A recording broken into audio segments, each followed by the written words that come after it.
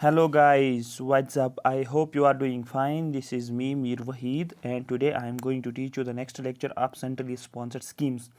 मैंने 4-5 लेक्चर्स आपको centrally sponsored schemes के रिलेटेड दिया हुआ है। सेंट्रली स्पॉन्सर्ड स्कीम्स आपके सिलेबस में लिखा है उन्होंने। सेंट्रली स्पॉन्सर्ड स्कीम्स फिर ब्रैकेट में 3 स्कीम्स का नाम लिखा है। दैट डजंट मीन कि आपको वही 3 स्कीम्स पूछी जाएगी, ठीक है। वो एक आइडिया दिया है सेंट्रली स्पॉन्सर्ड स्कीम्स में कौन कौन सी स्कीम्स आ रही है। इसमें ऑलमोस्ट 65 स्कीम्स ऑलमोस्ट है, लेकिन आपको मोस्ट इंपॉर्टेंट है जो जहाँ से क्वेश्चंस बनते हैं वो ज़्यादातर इंपॉर्टेंट बनता है। अभी तक मैंने आपको ऑलमोस्ट 10-12 स्कीम्स तो दिखाया होगा, उससे भी ज़्यादा आज हम नेक्स्ट स्कीम्स करेंगे जो इंपॉर्टेंट हैं। जो ये कवर हो जाएगा उसके बाद हम नेक्स्ट टॉपिक को स्टार्ट करेंगे। अगर आपको फुल कोर्स देखना है VLW का, ठीक है, तो फुल कोर्स आपको WS एकेडमी से ही मिल जाएगा। आपको ऐप डाउनलोड करनी है प्ले स्टोर से, ठीक है, WS एकेडमी ऐप डाउनलोड करनी है प्ले स्टोर से, वहाँ से आपको फुल कोर्स देखने को मिलेगा, ठीक है। मेरी बात समझ में आ रही है? तो वहाँ पर मैथ्स भी, रीजनिंग भी, इंग्लिश भी, कंप्यूटर भी, हर एक कंपोनेंट जो है करवाया जा रहा है, ठीक है। तो आज की स्कीम जो है वो हम बात करेंगे अमृत मिशन। तो कौन कौन सा क्वेश्चन बनता है यहाँ पर अमृत मिशन पे जो डायरेक्ट पूछा जाता है एग्जाम में। सबसे पहले इसको लॉन्च कब किया गया, आपको बोलना है अमृत मिशन जो है इसको लॉन्च किया गया है जून 2015 में। ये किस मिनिस्ट्री के अंदर आता है, आपको बोला ministry of housing and urban affairs. ये बात आपको याद रखना है, किस मिनिस्ट्री के अंदर आता है, आपको बोला ministry of housing and urban affairs. Next जो है इस स्कीम का पर्पज क्या है, क्यों इस स्कीम को लाया गया है। To ensure that every household has access to a tap with the assured supply of water and a sewerage connection। ये इंपॉर्टेंट है, यहाँ पर दोनों सप्लाई ऑफ वाटर भी एंड सेवरेज कनेक्शन की भी यहाँ पर बात की गई है। ध्यान से समझना इसको। पर्पज़ क्या है स्कीम का, इस स्कीम का पर्पज़ ये है कि हर एक हाउस होल्ड का टैप कनेक्शन दिया जाएगा। ये आपको याद रखना है, टैप कनेक्शन दिया जाएगा, ठीक है, with assured supply of water. एक तो आपको वाटर सप्लाई भी दी जाएगी और सीवरेज जो होता है उसको कनेक्शन दिया जाता है। जो भी आपका वॉशरूम से जो वेस्ट निकलता है, जो आप बर्तन धोते हो वो पानी बाहर निकलता है, कपड़े धोते हो वॉशरूम में वो पानी निकलता है, गाड़ी आप धोते हो वहाँ से जो गाड़ी धोने के बाद जो गंदा पानी निकलता है वो सीवरेज के साथ आता है, उसका कनेक्शन भी दिया जाता है सो दैट वो पानी भी जो है बाहर जो है वो ड्रेन आउट हो जाए। ये किस में बताया गया है, आपको बोलना है ये अमृत के अंदर आपको बताया गया है, ठीक है। यहाँ तक समझ में आया। जो भी आपको ड्रेनेज होती है वो ड्रेनेज भी आपको दिया जाता है, ये अमृत के अंदर बताया गया है। The priority zone of the mission is water supply followed by sewerage.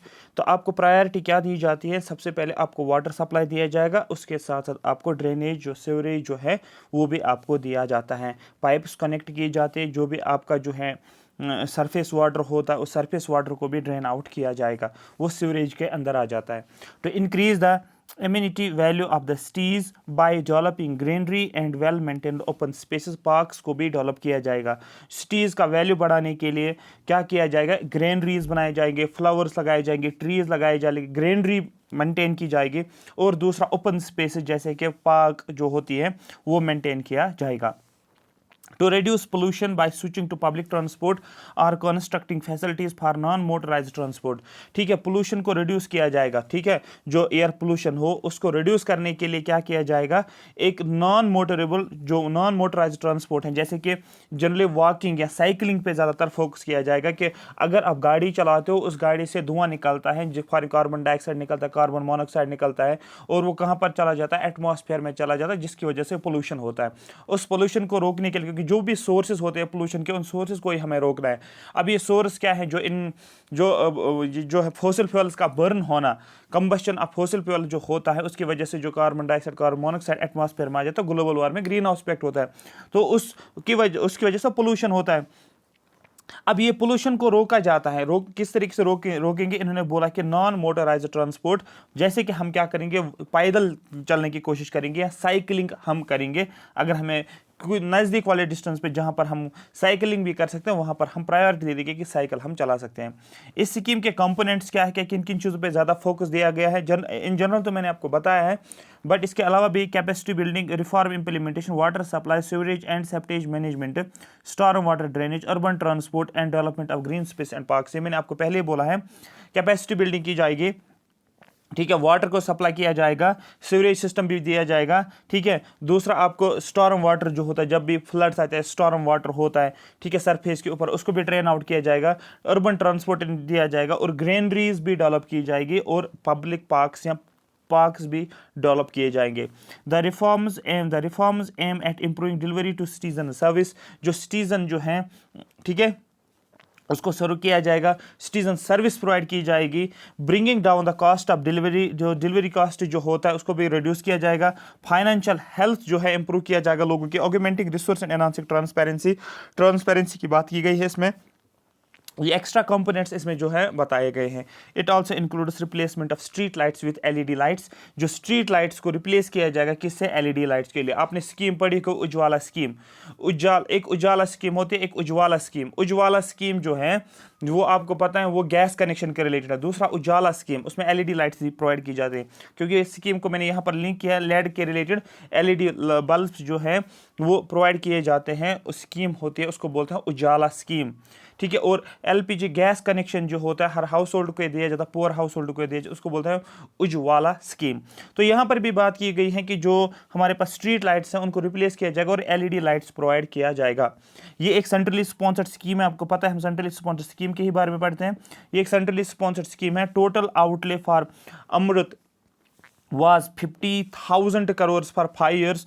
Total outlay कितना किया गया इसके स्कीम के लिए, 50 करोड़ 5 साल तक। फाइनेंशियल ईयर 15-16 से लेकर 19-20 तक आपको ये स्पेंड करना था related to the AMRUT scheme के अंदर। लेकिन unable to meet set targets for urban renewal in 500 cities, the centre has extended the mission period of AMRUT up to 31 March 2021। तो इसका टारगेट अचीव नहीं हुआ है, तो उस टारगेट को अचीव करने के लिए टाइम पीरियड को एक्सटेंड किया गया है। और कब तक रखा गया, 31 मार्च 2021। ये आपको याद रखना है। इसका टारगेट जो था वो 2020 तक था, लेकिन उसके बाद अप टू 31 मार्च 2021 तक इसको किया गया, क्योंकि आपको पता है 2019 में कोविड आया, जिसकी वजह से काफ़ी ज़्यादा जो टारगेट्स थे वो गवर्नमेंट को अचीव नहीं हुए। मेरी बात ये समझ आ रही है? हाँ सर, यहाँ तक समझ में आ गई। ये थी मोस्ट इंपॉर्टेंट स्कीम जो आपको याद रखना, अमृत को रिलेट करना है आपको, ठीक है। उसके बाद स्मार्ट सिटी मिशन आपने पढ़ा होगा, smart cities mission. It is a centrally sponsored scheme launched in June 2015 to transform 100 cities to provide the necessary core infrastructure and clean and sustainable environment to enable a decent quality of life to their citizens through the application of smart solutions। मतलब कहने का मेरा ये है कि smart city mission जो है ये एक सेंट्रली स्पॉन्सर्ड स्कीम है। स्कीम को लॉन्च किया गया 2015 में। इसमें क्या बताया गया है कि 100 सिटीज़ को लिया जाएगा। 100 सिटीज़ को क्या किया जाएगा, एक इंफ्रास्ट्रक्चर डेवलप किया जाएगा, एक कोर इंफ्रास्ट्रक्चर, जिसमें यह बताया जाता है क्लीन एंड सस्टेनेबल एनवायरनमेंट जो है लोगों को देखने को मिलेगा। इस तरीके से सिटीज़ को डेवलप किया जाएगा, इस तरीके से सिटीज़ को ट्रांसफॉर्म किया जाएगा, इस तरीके से आपको इंफ्रास्ट्रक्चर प्रोवाइड किया जाएगा जिसमें आपको सस्टेनेबल और क्लीन एनवायरनमेंट आपको देखने को मिलेगा, जिसकी वजह से आप एक डिसेंट क्वालिटी लाइफ सिटीजन को देखने को मिलेगी। किस तरीके से, स्मार्ट सॉल्यूशंस के जरिए से। आगे देखेंगे हम क्या क्या होता है वो। The mission aims to meet the aspirations of India's population living in cities through various urban development programmes. ठीक है, इस मिशन का एम यही है कि जो भी इंडियन पॉपुलेशन, जो इनके जो भी एस्पिरेशंस हैं, जो भी सिटीज़ के अंदर लोग रहते हैं, ठीक है, बहुत सारे अर्बन डेवलपमेंट प्रोजेक्ट्स किए जाएंगे। ठीक है, उस अर्बन डेवलपमेंट प्रोजेक्ट्स के थ्रू ही जो लोग जो हैं सिटीज़ में रहते हैं, इनके एस्पिरेशन जो हैं उनको मीट किया जाएगा। Among it strategic components is area based development. Areas को डेवलप किया जाएगा, ठीक है, which include city improvement. Cities को इंप्रूव किया जाएगा, रिट्रोफिटिंग, ठीक है, कुछ नए चीज़ों को ऐड किया जाएगा जो पहले सिटीज़ में नहीं देखने को मिला। सिटी रेनवल रिडेवलपमेंट किया जाएगा, सिटीज़ को एक नया प्लान डेवलप किया जाएगा जिसमें क्या क्या सिटीज़ को रिडेवलप किया जाएगा। City extension green field development, green field provide किया जाएगा। Plus pan city initiative in which smart solutions are applied covering large parts of the city. ऐसे स्मार्ट सॉल्यूशंस को प्रोवाइड किया जाएगा जो सिटी का लार्जर पार्ट को कवर करेगा। की focus areas of the scheme include construction of walkways. अब सिटीज़ में क्या क्या प्रोवाइड किया जाएगा, की फोकस रहेगा, ठीक है। स्कीम के अंदर क्या किया जाएगा, वॉकवेज प्रोवाइड किए जाएंगे जहां पर आप आराम से चल सकते हो, वॉक कर सकते हो, ठीक है, इनको क्रिएट किया जाएगा, इनको कंस्ट्रक्ट किया जाएगा। पेडिस्ट्रियन क्रॉसिंग, लोगों को क्रॉस करना होता है, फॉर एग्जांपल एक हाईवे आता है, ठीक है, अब यहाँ से बहुत गाड़ियाँ चल रही है, अब यहाँ से इसको आपको क्रॉस करना है, तो पेडिस्ट्रियंस के लिए जो लोग होते हैं, जो सिटीजन्स होते हैं, एक जगह से इस साइड से इस साइड क्रॉस करना, पेडिस्ट्रियंस के लिए क्रॉसिंग्स प्रोवाइड किए जाएंगे। साइकिलिंग के लिए ट्रैक्स प्रोवाइड किए जाएंगे। आप हाईवे पे नहीं चलाओ साइकिल, आप क्या करो, आपके लिए अलग एक सेपरेट ट्रैक्स प्रोवाइड किए जाएंगे जहाँ पर आप साइकिलिंग कर सकते हो। चलने के लिए आपके पास क्या रखा जाएगा, कंस्ट्रक्शन वॉकवेज के प्रोवाइड किए जाएंगे। Efficient waste management systems, waste जो भी घर से निकलता है उसको अच्छे तरीके से मैनेज किया जाएगा, वो सिस्टम्स भी डेवलप किए जाएंगे। इंटीग्रेटेड ट्रैफिक मैनेजमेंट है, असेसमेंट, एक ट्रैफिक मैनेजमेंट को भी प्रोवाइड किया जाएगा और असेसमेंट भी किया जाएगा। The scheme also assesses various indices to track urban development such as ease of living index. ठीक है, इस स्कीम के तहत क्या किया जाएगा, बहुत सारे इंडेक्सेस को एसेस किया जाएगा। जिस तरीके से हम एक इंडिसेस निकालेंगे जिससे हम क्या कर सकते हैं कि जो भी हमारे पास अर्बन डेवलपमेंट में सच है, जैसे कि हम बोलते हैं ईज ऑफ लिविंग इंडेक्स, एक इंडेक्स जिसमें ये बताया जाएगा ईज ऑफ लिविंग कितना है। म्यूनिसिपल परफॉर्मेंस इंडेक्स, म्यूनिसिपल के रिलेटेड एक इंडेक्स प्रोवाइड किया जाएगा। City development, city GDP framework, climate smart cities assessment framework, ये सभी एक इंडिसेस के जरिए से क्यों है जाना जाएगा कि कितना इंप्रूव हो रहा है, कितना इंप्रूव नहीं देखने को मिलेगा। ठीक है, स्टेट्स की अगर हम बात करेंगे, the period of implementation of smart cities mission has been extended to June 2023। ये यहाँ पर सीधे एक कीवर्ड बनता है एग्जाम के रिलेटेड कि जो स्मार्ट सिटीज मिशन जो है इसका टाइम पीरियड एक्सटेंड किया गया, कब तक, आपको 2023 तक। ये एग्जाम के लिए बहुत ज्यादा इंपॉर्टेंट बनता है, इसका टाइम पीरियड 2023 तक इंक्रीज किया गया। The smart cities mission, SCM का मतलब स्मार्ट सिटीज मिशन है so far covered over 140 public private partnerships. इसमें 140 पब्लिक पार्टनरशिप्स को कवर किया गया है। 340 स्मार्ट रोड्स बनाए गए हैं। 78 वाइब्रेंट पब्लिक प्लेस कवर किए गए। 118 स्मार्ट वाटर्स प्रोवाइड किए गए हैं। ओवर 63 सोलर प्रोजेक्ट्स ये इस स्कीम के तहत प्रोवाइड किया गया है। ये इसका अचीवमेंट था। अचीवमेंट अगर याद नहीं रखो कोई इशू नहीं है, बट ये टाइम पीरियड याद रखो, इसका स्टेट्स एट प्रेजेंट क्या है वो आपको याद रखना है। इसके अलावा सेंट्रली स्पॉन्सर्ड स्कीम में एक और स्कीम आती है जिस स्कीम को हम नाम देते हैं व्हाइट रेवोल्यूशन। सुना होगा नाम, व्हाइट का मतलब दूध का मतलब मिल्क का मतलब ऑपरेशन फ्लड्स का भी इसको नाम दिया जाता है। इन अलग अलग नामों से आप इनको जान सकते हो। The package programme adopted to increase the production of milk is known as the white revolution in India, also known as the operation floods. एक पैकेज प्रोग्राम बनाया गया है जिसमें यह बताया गया है कि मिल्क प्रोडक्शन को इंक्रीज किया जा रहा है और उसको नाम दिया गया व्हाइट रेवोल्यूशन इन इंडिया, और इसी को दूसरा नाम से जाना जाता है ऑपरेशन फ्लड। ठीक है, The White Revolution in India occurred in 1970 when the National Dairy Development Board was established to organize dairy development through corporate societies।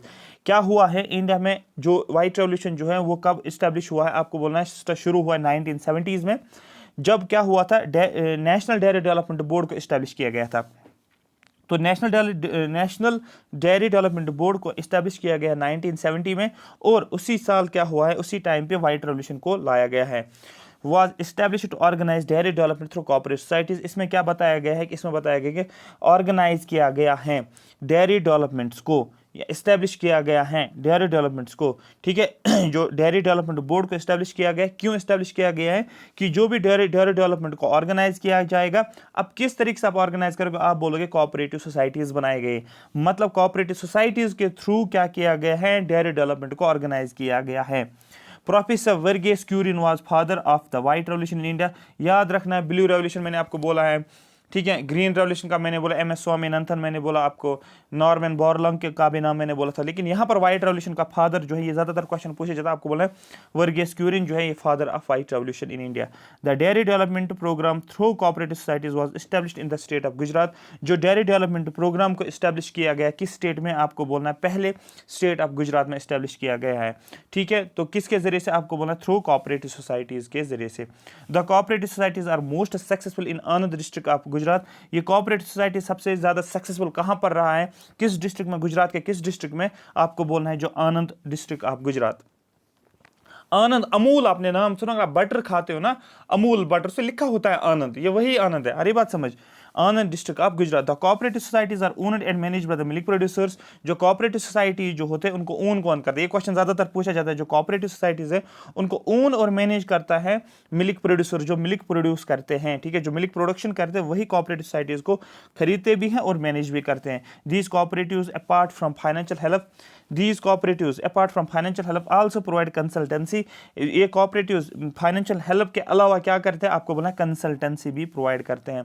The increase in milk production has also been termed as operation flood. आपको पता है operation flood का मतलब होता है जब milk production को बढ़ाया जाता है उसको हम ऑपरेशन फ्लड्स का भी नाम दिया जाता है। वर्गीस क्यूरिन 1921 से लेकर 2012 who is considered as the father of white revolution in India, इसको फादर ऑफ वाइट रेवोल्यूशन बोला जाता है इंडिया के अंदर, was one of the world's greatest agricultural leaders of the 20th century. 20th century का एक इंपॉर्टेंट एग्रीकल्चर लीडर भी था। ठीक है, अब इस वाइट रेवोल्यूशन के ऑब्जेक्टिव्स क्या क्या रहे, इसके अलावा एक तो मिल्क प्रोडक्शन, तो हमें चाहिए मिल्क प्रोडक्शन, ज्यादा से ज्यादा मिल्क प्रोडक्शन होनी चाहिए, लेकिन ये किस तरीके से आप करोगे, आप बोलोगे the main objectives of cooperative societies are the procurement, transportation, storage milk at the chilling plants. ठीक है, मेन ऑब्जेक्टिव जो भी कोऑपरेटिव सोसाइटीज डेवलप किए गए हैं, इन कोऑपरेटिव सोसाइटीज का मेन पर्पस क्या रहेगा, प्रोक्यूरमेंट। सबसे पहले क्या करेंगे, ये मिल्क को प्रोक्योर करेंगे सबसे पहला, उसके बाद मिल्क को ट्रांसपोर्ट करवाना, उसके बाद मिल्क को स्टोर करके रखना है at chilling plants. Chilling plants का मतलब जहां पर ऐसे स्टेशन होते हैं जहां पर आप मिल्क को स्टोर करके रखते हो, ये आपको इंपॉर्टेंट याद रखना है। To provide cattle feed, cattle को फीडिंग प्रोवाइड करनी है, या ठीक है, जहां से दूध निकलता है वो कैटल से निकलता है, उनको फीड भी प्रोवाइड करनी पड़ेगी ना। The production of wide varieties of milk products and their marketing management, जो भी हमारे पास जो है मिल्क प्रोडक्ट जो होते हैं उनके अलग अलग वेराइटीज को डेवलप करना है। जैसे कि मिल्क की बटर भी होती है, आपको खुद पता है कि मिल्क के अलग अलग प्रोडक्ट्स बनते हैं ना, तो wide variety of milk products को क्रिएट करना है और उसके फिर मार्केटिंग भी करनी पड़ेगी। ठीक है, मार्केटिंग मैनेजमेंट के through. The societies also provide superior breeds of cattle, cause and buffaloes, health service, veterinary and artificial insemination facilities. ये सोसाइटी जो है, मतलब कोऑपरेटिव सोसाइटीज जो मैं बात कर रहा हूँ, ये क्या प्रोवाइड करते हैं, एक तो मैंने आपको बोला procurement, transport, storage of milk भी करते हैं, लेकिन इसके अलावा क्या करते हैं, ब्रीड्स ऑफ कैटल, कैटल की अलग अलग ब्रीड्स को, जैसे काऊ है, बुफेलोज को भी प्रोवाइड करते हैं जहां से हमें मिल्क मिलता है।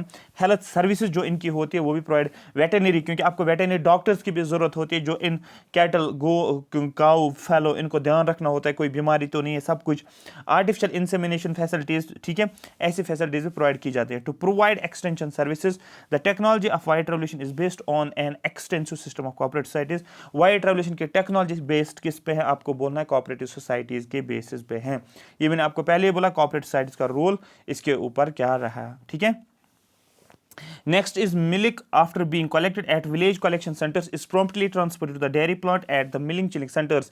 मिल्क को जब कलेक्ट किया जाता है विलेजेस में, जैसे कि विलेज में मिल्क मिलता है, उस मिल्क को क्या किया जाएगा, कलेक्शन सेंटर जो होता है विलेज में, वहां से मिल्क को कलेक्ट किया, उसके बाद उस मिल्क को ट्रांसपोर्ट करेंगे कहां पर, जो डेयरी प्लांट्स होते हैं जहां पर पैकेजिंग की जाती है, ठीक है, जहां पर मिल्क को डिस्ट्रीब्यूट किया जाता है, वहां पर उस मिल्क को ट्रांसपोर्ट किया जाता है कहां पर, डेयरी प्लांट्स में।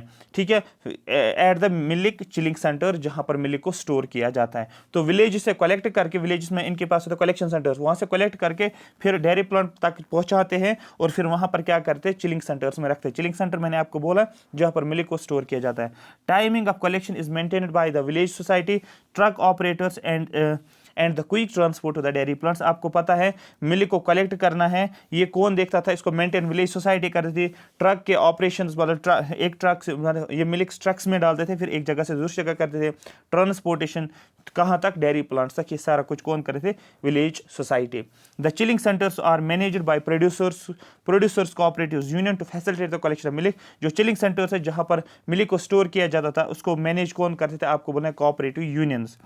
ठीक है, जहां पर मिल्क को कलेक्ट किया जाता था प्रोड्यूसर से, जो मिल्क को प्रोड्यूस करते थे वहां से मिल्क को कलेक्ट किया जाता था, who live at some distance from the chilling centres. क्योंकि अगर ये चिलिंग सेंटर है जहां पर मिल्क को स्टोर किया जाता था, लेकिन मिल्क को प्रोड्यूस किया जाता था यहां पर, सपोज लोकेशन ए पे मिल्क को प्रोड्यूस किया जाता था और मिल्क को स्टोर किया जाता था मिल्क चिलिंग सेंटर पे, तो इस मिल्क जहां पर प्रोड्यूस करते थे वहां से यहां तक लेकर आना पड़ता था मिल्क को। आ रही बात में, तो यहां पर ट्रांसपोर्टेशन फैसिलिटीज भी होनी चाहिए थी।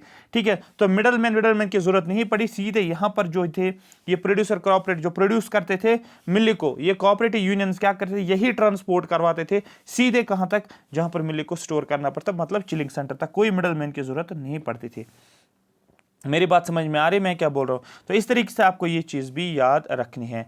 उसके बाद एक और प्रोग्राम आपको याद रखना है जिसको नाम बोला जाता है national rural drinking water programme. ठीक है, national rural drinking water programme was launched in 2009। इसको 2009 में लॉन्च किया गया है। इसका एम क्या है? To provide all rural habitations, government schools and anganwadi access to safe drinking water. जितने भी रूरल एरियाज में घर हैं, आपको पता है रूरल एरियाज का मतलब होता है विलेज टू विलेज में, उनको क्या जो भी विलेज में जो भी गवर्नमेंट स्कूल्स होंगे, जो जो भी आंगनवाड़ी जो होंगे उनको सेफ ड्रिंकिंग वाटर प्रोवाइड किया। जहां पर भी आंगनवाड़ी सेंटर मिलेंगे, जहां पर गवर्नमेंट स्कूल्स मिलेंगे, जहां पर रूरल हैबिटेशन जहां पर भी रहते हैं, वहां पर आपको क्या प्रोवाइड किया जाएगा, आपको बोलना है सेफ ड्रिंकिंग वाटर, पीने के लिए पानी। किसके जरिए से? नेशनल रूरल ड्रिंकिंग प्रोग्राम, नाम से पता चलता है रूरल एरियाज में ड्रिंकिंग वाटर प्रोवाइड किया जाएगा। इसके जरिए से एक प्रोग्राम लॉन्च किया गया जिसको बोलते हैं national rural drinking water programme, सीधे पता चलता है। ठीक है, एम इसका पता चला, लॉन्चिंग पीरियड टाइम पता चला कब किया गया। It's aim to provide safe and adequate water for drinking, cooking, पीने के लिए भी, खाने के लिए भी, पकाने के लिए भी, and other domestic needs to every rural person on a sustainable basis. हर रूरल पर्सन को, हर घर को क्या मिलेगा, हर एक पर्सन को क्या दिया जाएगा, पानी दिया जाएगा, पीने के लिए भी, पकाने के लिए भी, जो भी बाकी डोमेस्टिक नीड्स होती है उन सभी के लिए आपको ये पानी प्रोवाइड किया जाएगा। It has a provision of 50:50 funding between centre and share. Centre 50% funding provide करेगा और स्टेट भी 50% फंडिंग प्रोवाइड किया जाएगा। मतलब ये सेंट्रली स्पॉन्सर्ड स्कीम है। This programme ran co-terminus with the 14th finance commission until March 2020। तो याद रखना आपको 14th फाइनेंस कमीशन जो था वो, ये प्रोग्राम जो है ये साथ चला, किसको? जो 14th फाइनेंस कमीशन था उसके साथ साथ ही ये रहा, पैरेलली ये उसके साथ रहा। ठीक है, एट द सेम टाइम जब 14th फाइनेंस कमीशन आया उसी टाइम पे इस प्रोग्राम को भी जो है लॉन्च किया गया। तो इस तरीके से लॉन्च में नहीं बोलूँगा, जो 14th फाइनेंस कमीशन का टाइम पीरियड था उसी टाइम पीरियड में ये प्रोग्राम भी चल रहा था। मेरी बात समझ में आ रही है? तो ये कुछ इंपॉर्टेंट पॉइंट्स है जो आपको याद रखने थे। इसमें it also aim to provide 50% of rural population portable drinking water. ठीक है, इसके अलावा कि ये प्रोवाइड किया जाएगा 50, जो भी रूरल पॉपुलेशन है 50% रूरल पॉपुलेशन में से 50% को क्या प्रोवाइड किया जाएगा, पोर्टेबल ड्रिंकिंग वाटर, पीने के लिए पानी, बाय पाइप वाटर सप्लाई, किसके थ्रू? पाइप्स के थ्रू प्रोवाइड किया जाएगा। तो 50% रूरल पॉपुलेशन को किस तरीके से कवरेज मिलेगी, उनको पाइप्स के थ्रू वाटर सप्लाई प्रोवाइड किया जाएगा। ये आपको याद रखना है। कितना? 55 लीटर्स पर कैप्टा पर डे। पर कैप्टा का मतलब एक पर्सन पर डे एक पर्सन को 55 लीटर्स मिलेंगे। It also sought to give household connections, household connection दिया जाएगा to 35% of the rural household connection भी दिए जाएंगे 35%। ठीक है, अब यहाँ पर इतना आप इंपॉर्टेंट नहीं रखोगे, बस इतना आप याद रखोगे कि जो है की पॉइंट्स यहाँ पर ये हैं। इसको लॉन्च जो किया गया 2009 में, और किन किन जगहों पर क्या प्रोवाइड किया जाएगा, आपको सेफ ड्रिंकिंग वाटर प्रोवाइड किया जाएगा, स्कूल्स हो, रूरल हैबिटेशन हो या आंगनवाड़ी एक्सेस हो, ये सारा कुछ आपको याद रखना है। आई होप ये स्कीम्स भी आपको याद हुए होंगे। ठीक है, इनका सिर्फ आपको मेन फोकस यही रखना होता है, स्कीम को लॉन्च कब किया गया है, क्या ये सेंट्रली स्पॉन्सर्ड स्कीम है, दूसरा इसका पर्पस क्या है, फोकस किन किन एरियाज पे है, बस वही आपको नोट्स पे डालकर याद रखने होते हैं। वहां पर आपको सीधे रिफ्लेक्ट होता है स्कीम के रिलेटेड। ठीक है, आई होप ये बात आपको समझ आ रही होगी। अगर आपको ये सेशन अच्छा लगा तो कमेंट सेक्शन में आप मेंशन करोगे सर हमें ये सेशन अच्छा लगा। ठीक है, और आपको अगर अभी तक आपने AWS Academy यूट्यूब चैनल को सब्सक्राइब नहीं किया तो आप चैनल को सब्सक्राइब करो और लाइक भी करो, बेल आइकन भी दबाओ। इसके अलावा अगर आपको फुल कोर्स लेना है, अभी आप फुल कोर्स ले सकते हो। AWS Academy में जाना है, वहां पर आपको फुल कोर्स देखने को मिलेगा। VLW, जिसको VLW को ही नाम बोला जाता है, क्या पंचायत सेक्रेटरी का नाम वही होता है, VLW का ही नाम पंचायत सेक्रेटरी होता है। उस कोर्स पे क्लिक करोगे, वहां पर VLW लिखा होगा, बाय करोगे, वहां का फुल कोर्स आपको देखने को मिलेगा। मैथ्स, रीजनिंग, हर एक चीज देखने को मिलेगा। Thank you so much for watching me.